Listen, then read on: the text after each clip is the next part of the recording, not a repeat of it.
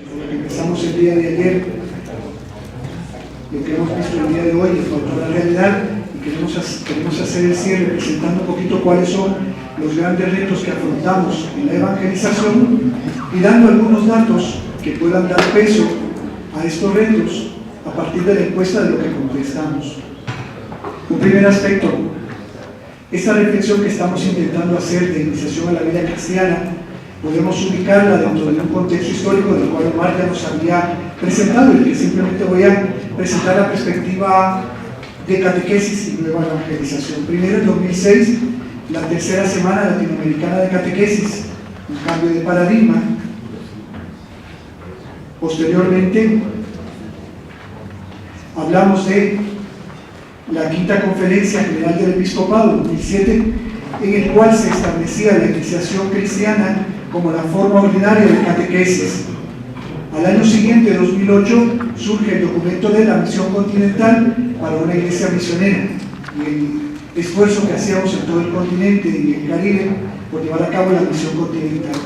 2012 nos plantea también el reto de cuestionarnos sobre cómo transmitimos la fe, y surge entonces el sínodo de los obispos sobre la nueva evangelización. Como fruto también tenemos Evangelii Gaudium, la alegría del Evangelio, de 2013, y como también nos da unas pautas específicas de cómo debe ser esta evangelización. En 2015, desde el CELA, el Departamento de Misión y Espiritualidad hace el esfuerzo de recoger todas estas inquietudes y se plasman en este documento de la alegría de iniciar discípulos misioneros en el cambio de época, del cual ya hablamos anteriormente, y el año pasado que se celebró en Bolivia el Congreso Americano Misionero, América en Misión, el Evangelio es Alegría. De todos estos aspectos y en todos estos encuentros o reflexiones surge siempre el hecho de cómo estamos anunciando una buena noticia en un tiempo de cambios. Y básicamente ese es el contemplar que hemos intentado ver en este día. Hablamos de un cambio de paradigma, y este señor Thomas Kuhn, en un libro que se llama La estructura de las revoluciones científicas, él propone que cada cierto número de tiempo, cada ciertas generaciones, hay un cambio en el cual la perspectiva que se tiene, el patrón, el paradigma cambia, y él entiende y define el paradigma como el conjunto de suposiciones, conceptos, valores y experiencias que las personas tienen y que configuran su vida. Y eso ha cambiado. Nos decía hoy el padre Omar de que con lo de las Torres Gemelas pues se dio un cambio de paradigma.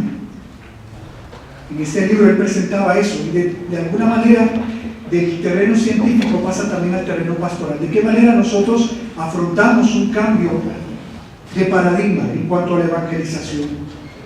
Thomas Kuhn presentaba dentro de sus ponencias el hecho de que durante mucho tiempo hemos visto las realidades de una perspectiva, y eso nos llevaba a decir pues que ahí o podíamos ver o un pato o un conejo, pero no las dos cosas.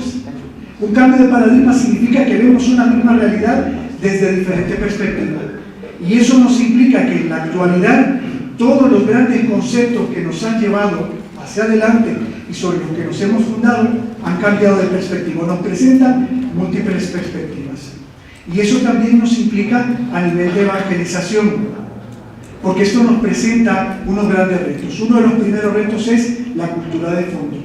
Estamos ante una cultura que reta la evangelización porque presenta que la felicidad se puede conseguir sin Dios. Vivimos en un tiempo, en una cultura donde lo más preciado es el relativismo, el intimismo y el personalismo, y eso en las encuestas va a quedar reflejado sobre cómo se siente involucrada la comunidad en la formación de sus miembros. Y estos aspectos de la cultura de fondo nos retan porque hasta ahora hemos tenido una catequesis sin densidad y una catequesis que ha sido reducida a un evento social. Con los catequistas usualmente la queja es de que las reuniones que tenemos con padres de familia es sobre todo en cuanto a cómo va a ser la celebración y el post-celebración, y no tanto con el encuentro de Jesús con Jesús.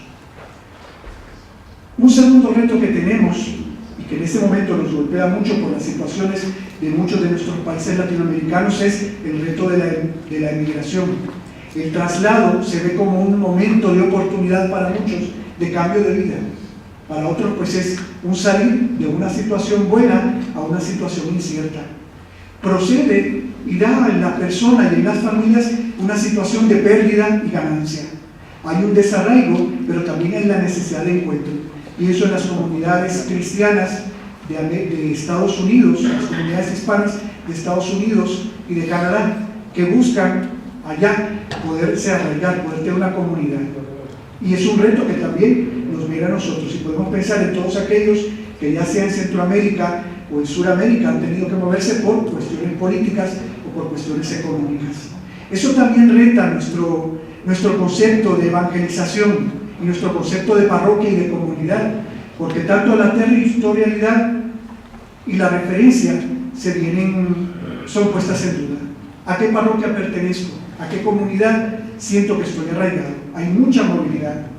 Y eso también nos esfuerza y nos pone un reto a la evangelización en cuanto que tenemos que pensar de qué manera nosotros ayudamos a tener un sentido de comunidad con aquellos que vienen y un sentido de personalización, sabiendo que vienen con otras costumbres. Pensemos en todo el drama que se ha vivido, no solamente en Venezuela, sino también en Centroamérica, de familias que están yéndose hacia México o Estados Unidos. Un tercer reto es el de la globalización. Nos damos cuenta de que las fronteras se nos han quedado pequeñas. El hecho de ser aldea global, y podemos conocer lo que pasa en cualquier parte del mundo. Y eso dentro de la evangelización también nos reta, porque nos está llamando a tener ámbitos catequéticos abiertos a la diversidad, a la empatía y a la solidaridad. Eso va a implicar que las migraciones que se dan de un lado a otro nos piden que los procesos los podamos hacer más flexibles, podamos pensar en la realidad de la persona que está en este momento y que puede estar, pero se puede ir, puede volver. Y aquellos que viven su fe, que por alguna situación no la siguen viviendo, que se alejan de la iglesia y que regresan. Un cuarto aspecto que también está presente entre nosotros en las nuevas generaciones es el mundo digital y tecnológico. ¿De qué manera el mundo digital se pasó de ser un lugar de información a ser un lugar de interacción para los jóvenes? ¿Cuál es la presencia evangelizadora que tenemos nosotros acá? De cara a la finalización de los sacramentos de iniciación, también nos pone un reto, porque el muchacho se siente más presente en la virtualidad que en la presencia física con una persona. Y eso pues nos reta a pensar los procesos de evangelización de una nueva forma con los jóvenes. ¿Y con qué metodología? La metodología de la clase está mutando a una formación virtual. ¿De qué manera la evangelización y el testimonio se hace presente también en estos nuevos ámbitos? El mundo de la economía también. Vivimos en situaciones de exclusión e inequidad, en sociedades donde se da el consumismo y el descarte. Esto reta a nuestra catequesis. Para muchos catequistas, en los encuentros que tenemos, usualmente encuentran la diferencia entre métodos y tiempos de catequesis entre una parroquia y otra. Y para mucha gente se vuelve cuestión de mercado. ¿Qué parroquia me ofrece en menos tiempo la recepción del sacramento? Y entre una parroquia que ofrece 2 meses y una parroquia que ofrece 2 años, pues mucha gente va a 2 meses. ¿Dónde se cobra menos en cuanto a lo que es una convivencia, un encuentro? ¿Dónde vamos a tener que asistir menos como padres, si son menores de edad, a la catequesis? Y se va buscando la economía. Eso nos lleva a que pensemos que la catequesis está entre un dualismo entre el proceso, el acompañar a la persona para que sea discípulo misionero, o la satisfacción al cliente. Muchas veces encontramos que nuestra catequesis y la evangelización en general se han convertido en estaciones de servicio, donde simplemente nos dejan a la persona, tú lo tienes que acompañar, tú le tienes que hacer el proceso de conversión y de acercamiento a Jesús y entrégamelo ya con todo eso. Y en ese sentido la evangelización no hacemos milagros, aunque el Espíritu Santo nos ayude. Otro aspecto que también nos reta, y mucho más en los últimos tiempos, es el diálogo entre ciencia y creencia. Los descubrimientos y los avances han mejorado nuestra calidad de vida, pero también han cuestionado la dimensión religiosa. Unimos esto a los programas que vemos por Netflix, unimos esto a los programas que vemos por los canales científicos de la televisión, y surge una serie de cuestionamientos a los cuales la evangelización y la catequesis no siempre da una respuesta adecuada.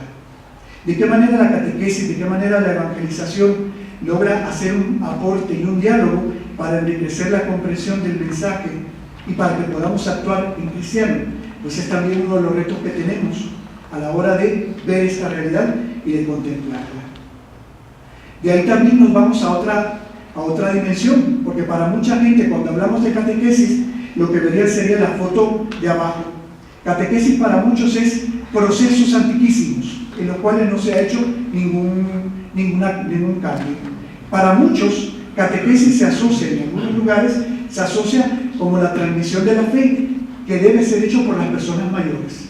Entiéndase mayores ya, abuelos y abuelas, y no tanto por los padres y madres de familia. Y también se piensa en una catequesis que no tiene un sentido social, que no compromete, sino que más bien es una preparación a los sacramentos. Y eso nos lleva a un reto, al octavo reto, que es la dimensión política y el sentido de servicio a la sociedad, a la polis. Pasamos por movimientos pendulares, de un momento en el cual los gobiernos de izquierda han tenido mucho predominio, ahora a otros gobiernos en los cuales nuevamente la derecha empieza a tener más predominio. ¿De qué manera ese movimiento pendular también nos afecta a nivel de evangelización? Y desde el punto de vista de evangelización, ¿cómo se dan los relevos de liderazgo? En muchas de nuestras parroquias, en casi todos los países y diócesis, tenemos catequistas y tenemos personas que han trabajado en la evangelización por años. Pero ¿hasta qué punto realmente está habiendo una transmisión, un cambio para generaciones jóvenes? En ese sentido, el reto que tenemos es trabajar con una discontinuidad en los proyectos de catequesis y el relevo de catequistas. Finalmente, vamos a la dimensión ecológica, que también nos afecta. Hemos tomado conciencia, no solamente con Laudato Si, del cuidado que tenemos de la casa común, sino que también nos lleva a otra dimensión, no solamente el cuidar las cosas, los animales, la naturaleza, sino también cuidarnos a nosotros. Y en los últimos años el paradigma ha llevado a esto también, de pensar en una salud física, mental, afectiva y espiritual. Y en un momento en el cual vivimos en unas sociedades que son afectivamente frágiles, ¿de qué manera la evangelización lo toma como un reto?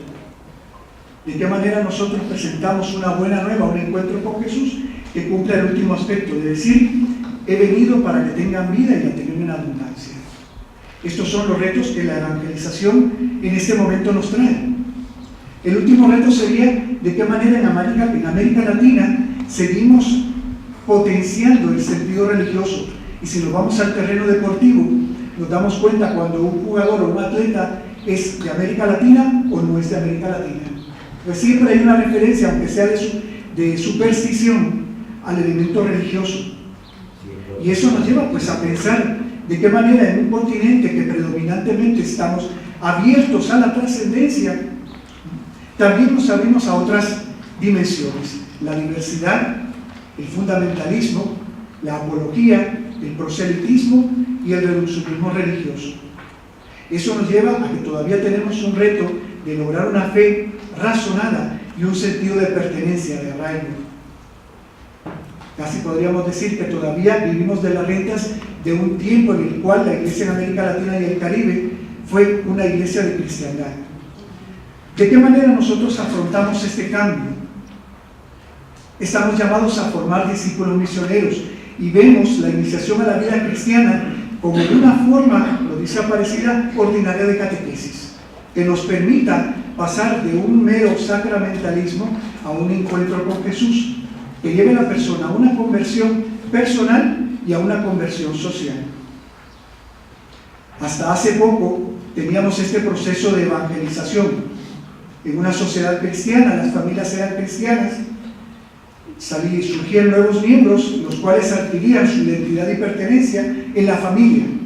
Se daba una vivencia sacramental en las parroquias, un crecimiento catequístico, una sistematización escolar, una profundización e integración fe-vida, ya sea en la universidad o del trabajo, para luego desembocar en una participación activa en la sociedad y en la parroquia.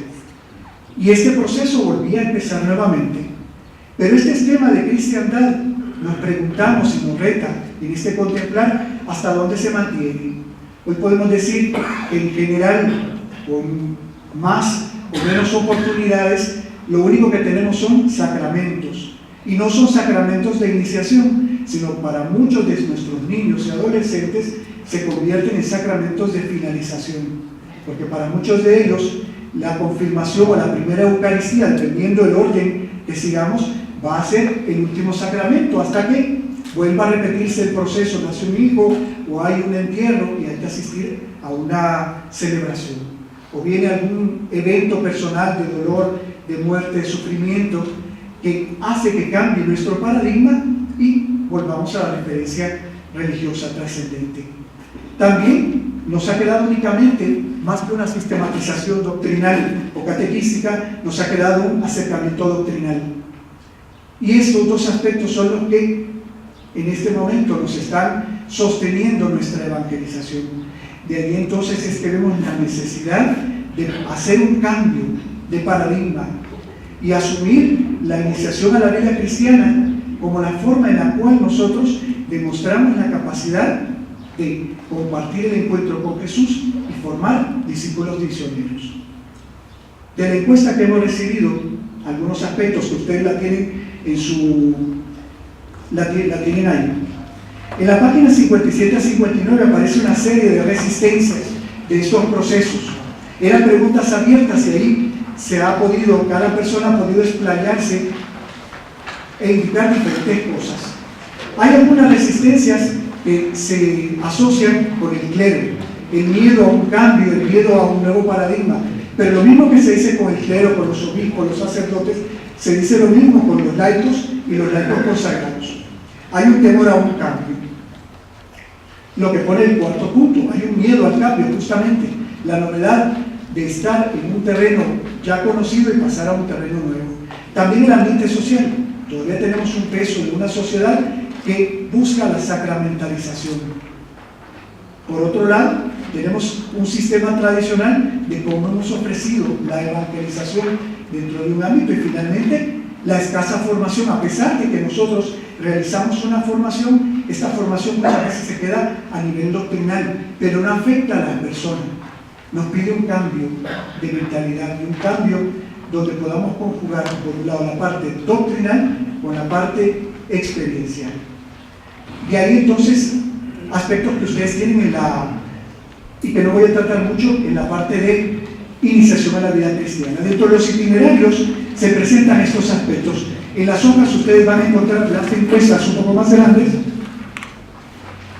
Los itinerarios que tenemos en América Latina en este momento están privilegiando los itinerarios de iniciación a la vida cristiana de niños y adolescentes en su mayoría, y algunos itinerarios de iniciación a la vida cristiana para familia. Menos son los que se ofrecen en asociaciones y movimientos e itinerarios de formación para iniciación a la vida cristiana. También a nivel de subsidios, dos aspectos que se recargan es el último, en cuanto que hay subsidios de iniciación a la vida cristiana para niños y adolescentes, y en otros, pues la iniciación, lo que menos, iniciación y subsidios de iniciación a la vida cristiana para movimientos y asociaciones. En cuanto a textos, podemos decir que el 51% de los que respondieron decían que hay textos elaborados en el país, frente a aquellos que dicen que tienen textos que han adaptado de otros países a su realidad, o de aquellos que llevan textos que son revisados y son reelaborados. Todavía queda un poquito de textos que nos importan de otros países, fuera tal vez del continente. En cuanto a formación, encuentros de formación de iniciación a la vida cristiana, lo que por lo menos dicen es que el 44% afirma que hay encuentros de formación de iniciación a la vida cristiana para catequistas. Después viene para agentes de pastoral, para el clero y menos para formación de padres y padrinos. Tampoco, y es un número bajo, en el que se dice que no se ha implementado el propedéutico en clave de iniciación cristiana, según establece la ratio fundamental. Experiencias que potencian la iniciación a la vida cristiana. Aparecen dos como principales. Por un lado, se subrayan las visitas domiciliares y las misiones populares. Lo que menos, las experiencias de misión orientadas a la iniciación a la vida cristiana y experiencias de fraternidad y compartir. Experiencias de catecumenado que se están dando. El catecumenado será catecumenado bautismal para adultos no bautizados. y lo que menos, catecumenado postbautismal para adultos no suficientemente evangelizados. Formas de celebrar sacramentos, en su mayoría, un 42%, indica que se da la celebración separada de cada sacramento en cualquier momento del año. A nivel de experiencias mistagógicas de iniciación a la vida cristiana, se habla de catequesis de apreciación de los signos y de formación de agentes para el acompañamiento mistagógico. En cuanto a agentes, lugares y destinatarios, los principales agentes de la iniciación a la vida cristiana siguen siendo los catequistas, seguidos por agentes pastorales del ámbito parroquial, menos presencia de agentes pastorales en el ámbito de la cultura. A nivel de lugares de iniciación a la vida cristiana, sigue siendo la parroquia y con menos incidencia, al menos los lugares asociados al ámbito cultural y las comunidades eclesiales de base. A nivel de destinatarios, tenemos la gran mayoría está dirigido hacia niños y adolescentes, después adultos y siguiendo con jóvenes y familias. Trabajo interdisciplinar lo tenemos ahí. Tenemos a nivel bíblico, pues hay mucha colaboración.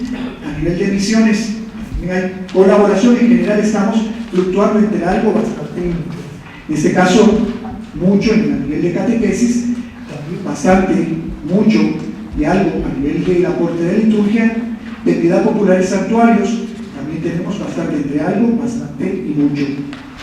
De pastoral familiar, se dice pues que tiene bastante y mucho, pero mayormente algo, la percepción de los que han contestado la encuesta. De pastoral juvenil, bastante y mucho, y también mayor lo que es de algo. Pastoral educativa también pone bastante. Pastoral vocacional y seminarios también aparece bastante el aporte que se ha hecho. Y a nivel de movimientos y asociaciones, también entre algo, mucho y bastante. ¿Qué dimensiones están presentes en la iniciación a la vida cristiana? Por un lado, se cae la cuenta de que se propicia el encuentro con Cristo, también se introduce bastante al misterio de Cristo. Sin embargo, el misterio y a la vivencia de la Iglesia predomina más el hecho del algo, aunque siempre está bastante y mucho. Suscita el cambio de actitudes, lo vemos como mayoritario, menos la inserción en la vida comunitaria, y el impulso misionero tampoco es, junto a la vida comunitaria, tampoco son los fuertes. En cuanto a la implementación de las etapas de inspiración catecumenal, la presencia del precatecumenado está algo presente, entre algo y mucho. La implementación del catecumenado sí es mucha. La implementación de la etapa de purificación e iluminación oscila entre algo y mucho. La implementación de la celebración sacramental, pues en todos se da. La implementación mistagógica desciende un poco, entre algo y mucho. La implementación de la comunidad vuelve a aparecer esa dimensión comunitaria como poca. No es un aspecto que dentro de la iniciación a la vida cristiana esté teniendo un peso fuerte. Los frutos los encontramos en la página 54 a 57. Y básicamente hablamos de unos elementos que deben estar. Por un lado, se nos pide o nos dicen que ahí donde se implementan los procesos de iniciación a la vida cristiana, se ha dado un renovado liderazgo. Hay más expresiones de servicio entre los que participan. Hay un crecimiento en la fe, un encuentro con Jesucristo, hay procesos reales de conversión, se acrecienta la pertenencia eclesial, también se acrecienta el compromiso social, surge el interés por la formación y se aprecia y se vive mejor la liturgia y la misión. Estos son los datos que tenemos de la encuesta, parcial o no parcial, pero nos sirven como para contemplar la realidad a la cual nosotros queremos dar respuesta. Con los 9 parámetros que indicaba que nos retan de la sociedad, de la cultura, de la religión, con estos parámetros entonces nos tenemos que preguntar qué tipo de evangelización queremos para América Latina y el Caribe y de qué manera esa iniciación a la vida cristiana que estamos proponiendo, que se está proponiendo desde Aparecida, cuál va a ser el tinte, el color con el que queremos trabajar. Tenemos, si quieren, 2 minutitos para compartir con la persona que tenemos a la par, que nos llama la atención de esta realidad que nos está retando. Podemos utilizar estos 2 minutos, compartir, hacemos un cuchicheo breve de nuestra primera reacción frente a esto. Gracias.